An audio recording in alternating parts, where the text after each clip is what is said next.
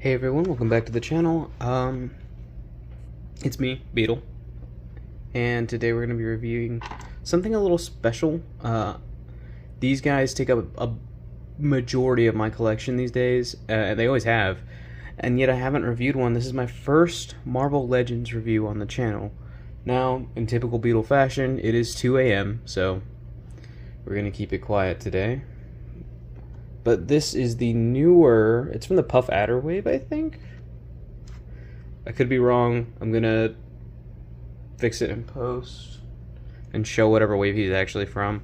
I don't remember because this guy doesn't actually come with any Build-A-Figure parts, but this is the Iron Man Extremis armor. And I'm very excited to be reviewing this one because I grew up watching the really crappy Iron Man animated series that came out right after or around the time that the movie came out. Because at the time of the movie was released, the original Iron Man, I believe that was 2008. Correct me if I'm wrong. It was either 2007 or 2008, so I was like 3 or 4 when it came out. So I grew up on MCU, grew up on Marvel Comics, I grew up on Marvel Kids, Superhero Squad. What's that one game called? You know the game, the one for the PS2. Ultimate Alliance, there we go. Lost me for a second. Ultimate Alliance, Lego Marvel, Superhero Squad, all that. That was my whole childhood. And this guy right here, Tony Stark, was at the center of all of it because he was huge. And for a long time, I've never known what my favorite Marvel character is, but I think finally, now that I'm older, I'm kind of landing on Tony. He's just a really well-developed character in all of his comic book appearances, and I really do enjoy his presence. But without further ado, let's get on with the review. Starting with sculpting and paint apps, something that really... it's not a vibe killer totally, but it does suck, is the... on the head, for mine, there's a big... if you can see that, it's from the panel lining right here above the eye. They missed a little, and so there's paint right there. So I could either repaint that or just leave it and ignore it, but it's hard to ignore. It's pretty in your face. But outside of that, sculpting is really good. Sculpting looks amazing. I mean, this thing is really good. I'm probably going to say that a million times during this review. They even have the little divots in the gloves. Pinless. They could have made this a pin, but I'm glad they didn't. Because I know they did that on the Model 20 with the knee joints, but he is completely pinless. You got that those little dashes sculpted in. All the panel lining is really good. Paint's really clean on the chest. Paint's really clean on the golds too. It's really just that one spot on mine. There's a little bit of marbling right here on the crotch and a little bit here. There's like a big old gash, if you can see across the stomach of mine. I don't really mind the marbling much. I don't care.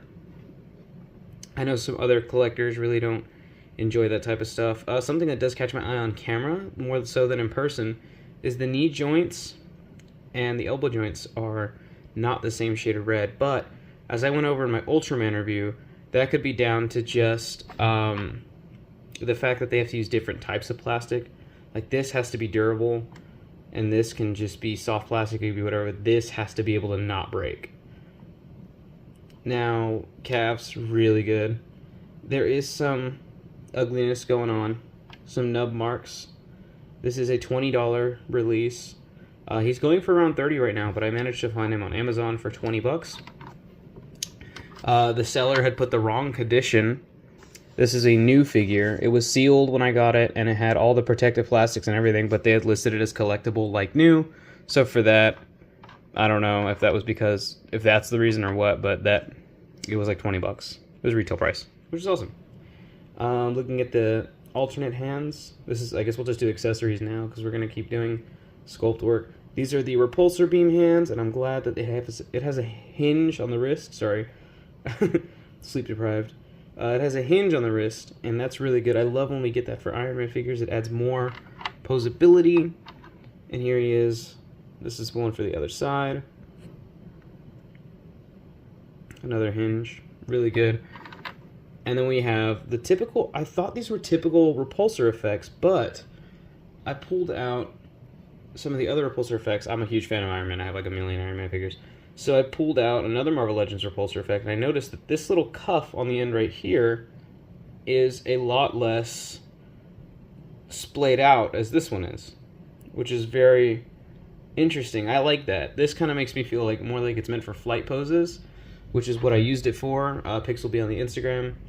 And this one I feel like is more for blasts, or what I like to use them for is feedback, kind of. Not feedback, I don't know what you call it, but a reactionary blast. Like he's shooting, and this is placed onto whatever he's shooting. You know what I'm saying? I feel like you know what I'm saying. You know what I'm saying. Anyways, moving on to accessories. I'm sorry, I'm so out of it. Moving on to articulation. This guy, this is just my case. This could just be my case, but throw him in boiling water the second you get him. Throw him in water, break out the Vaseline, the shock oil, whatever you want to do. This guy was super tight, and he still is for me. I boiled him down. I gave him I started wearing the joints. I was just moving him around as much as I could, and I thought he was good to go. Put him back on the shelf, let him cool off, and he's tight again. But we'll try to get to this articulation segment. Neck hinge. Oh, goodness, that's tight. Neck's on a hinge and swivel, so it can go all the way around. Very nice. And it's just a big ball joint in there, like typical. You could do head swaps. I'll get into that later, because there's actually a really cool head swap I like doing with this figure. No butterfly, but the sculpting kind of feels like there could have been one, but it would have been minimal. You see what I'm saying? Like, it feels like there could have been one there, but it would have been absolutely tiny. There would have been no point to do that. But anyways, arms are obviously on the same hinge and swivel type joint. These shoulder pads actually are attached right here at the lower part of the shoulder, which is really cool, but it's also a pain in the butt because, you know, whenever they come up, they like to stay up, so you have to push them down to make sure they don't get deformed. So it's cool, but I feel like there's a little bit of better engineering that could have gone into that. Bicep, double elbow. Ooh, that side is tight. I hate that. Double elbow. And then obviously hinge and swivel wrists. Okay, this is not one on a hinge. There we go. Hinge and swivel wrists. Sorry about that. Sorry, my hands are in the way. Here we go. Hinge and swivel wrists. For the third time. Now, I'm going to gripe a little bit.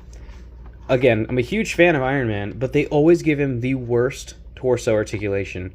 So it's either an ab crunch and a waist swivel, which we're so beyond. I feel like that's outdated. Ab crunches are cool, but they kind of limit posability to a certain degree. You don't get that same flex. You don't get that same turn. Well, then they mitigate that by finally giving us diaphragm joints, but without mods. Because I know you can mod this guy, and I definitely plan to. But without mods, that's as far forward as he goes. He hunchbacks. That's it. No crunch, just hunchback. And it would have been fine if they added like the G.I. Joe classified ball jointed waist joint right here. But there's nothing. That is a completely static piece that is sculpted together. These do swivel though. These little red socket thing, I don't know what you call those. I know that they contain missiles in some of the comics and some of the older comics, so. But yeah. Anyways, that's just a mini rant. Going back, he goes further back. Coming forward. I'm not going to pull them apart now, but there are videos of mods that you can do where you basically just pull them apart, Dremel out, or just shave out this front bit just a little bit, and then pop them back together, and he has insane crunch after that, and I definitely plan to do that. Legs, insane movement forward. Given that it's an Iron Man figure, even if you look at the Model 20 that they released pretty recently, you don't usually get this kind of forward. Especially not with the MCU Iron Man figures. Those really suck. Those extra suck. Anyways, thigh swivel, really good. Double knees, very nice, way past 90. And then hinge and swivel ankles. Typical stuff from Marvel Legends. Very posable. But again, just without mods, like if you don't want to take a Dremel or sandpaper or anything to your Iron Man figures, or let's say let's say you're like how I was growing up, you only get one toy every so often, and you don't want to damage it, well then I would say it's still a great figure. Just don't look forward to much in way of any torso articulation. Everything else works really well. Everything else is really good, but yeah, I wouldn't try with the torso. Anyways, something exciting that I'm going to get into is head swap, because there's actually a really cool head swap that I have going on that I really like. It will be in some of the pictures that are going to be on the Instagram. This is the head from the Stealth Armor Iron Man. It's not the most updated head. I don't think they used the photoreal. Well, they did, but it was like the 20, I would say early 2020s photoreal. before they started doing the cartoony looks that they just started doing on all their stuff, which I really do like. But this takes no effort. I didn't even have to boil this head. These like holes are just about the same if you'll look. This one's a little bit smaller, but it's not that hard to put it on. I just take it, a little bit of effort, popped on. It's a tight fit. So it kind of looks like he's double chinning or no chinning it. But I mean, that looks awesome. That to me, that's Tony Stark, dude. This Extremis Iron Man, Extremis suit has always been my definitive Iron Man suit. And at times I was like, it's too sleek. It doesn't have like the mechanical stuff. Like if you look at his Marvel Rivals design, I really like that design. I like armors like that. I like the MCU designs. I'm never really a huge fan of the sleek designs, but something about Extremis, man, he just does it different in this suit. This suit just does it different. But what I like to do is pop that head on, and I take this hand out. Sorry, I don't know why I said this like that. I pop this hand out, double his elbow over like this, and you already know where I'm going with this. I like to make him hold the helmet, and that looks awesome. There's something about the non-helmeted head sculpt. Obviously, it doesn't come with this, so disclaimer, you're not going to get this head sculpt with your Extremis Iron Man. Again, I did mention this is from the Stealth Suit Iron Man, and I'm going to go grab him real quick so we can do size comparisons. But yeah, this is great. I'm probably going to keep him like this while we do size comparisons, then I'll swap him back and put it back on the shelf after the review. But yeah, let me grab some figures, we're going to do some size comparisons, and then you guys are free to go. Alright, I got him a little further back in the frame so we can do the size comparisons. Right now I've got the Stealth Suit Iron Man from the, I want to say Ursa Major Wave. I could be so wrong. I'm just getting back into Marvel Legends. It's been forever. It's been like a couple of years since I collected. I'm gonna say Ursa Major Wave. Sorry, I was getting him out of his pose. Sorry if he's a bit dusty. Again, my Marvel Legends have had a couple neglected times. That could also just be because this guy reflects dust and scratches really easy. If I ever do a review of him, I'll talk about that, but he's so shiny that any small scratches, which he has a ton, are very evident. But anyways. And this is the same mold as the Alex Ross one, or the 20th anniversary one, anything like that. So it's all going to look the same. It's all going to be the same height.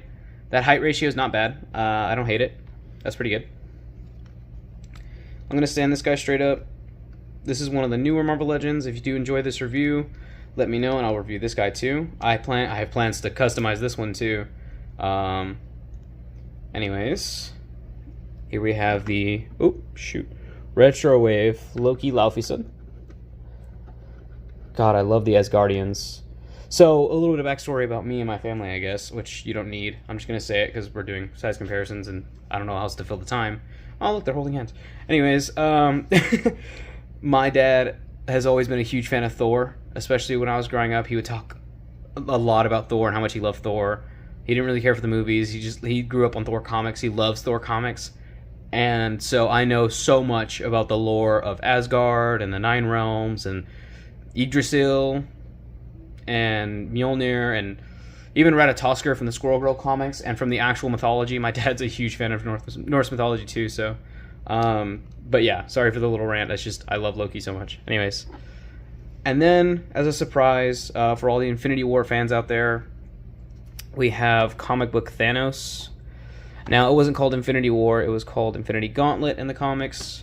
But Thanos was still obviously very huge. He was a tyrant. And his whole entire goal was to appease death. But I think because they had already done Ragnarok and Hela being the goddess of death, even though she was like the goddess of hell, it's all the same thing with Hela. You know, with Hela, she's the goddess of death, goddess of hell, goddess of many other things that involve death and stuff like that, spirits and stuff. So because of that, I'm sure they didn't want to include death. It would have been confusing to the audience. But again, I'm rambling. I'm going to be doing a lot of rambling in this review. I really love this figure.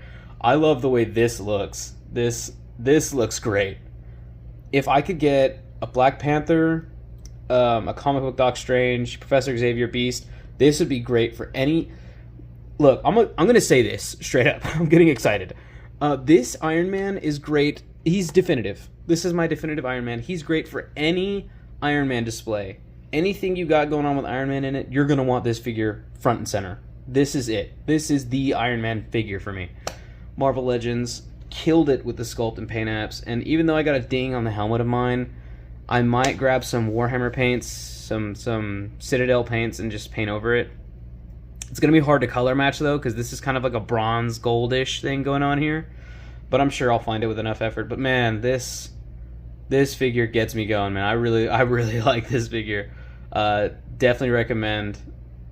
If I were to scale it, if I were to start scaling things on my review, dude, this is a solid like 9.5 out of 10. Man, just staring at it right now has me so happy and giddy, dude. Oh man, this is great. Anyways, I hope you guys enjoyed the review. I tried to get it done as fast as possible, and I tried to keep my voice down so not to wake up my family and all that. If you want to stick around, I'm gonna be doing a couple more size comparisons while I ramble. If you don't, I'm finally gonna cut you loose. You can go rest, do whatever you want to do. Thank you so much for watching. I'm not a huge channel, so the people that do take their time out of their day to come watch my videos, it means a lot to me. I've always loved toys, and reviewing toys has been a big dream of mine, and even if I don't get the most views, even if I don't get any likes, it still means something to me when someone takes time out of their day to come and watch a review that I've made. So thank you so much for watching. And if you're leaving, have a great night, day, evening. I wish you peace. I wish you great food, good dreams, and good fortune.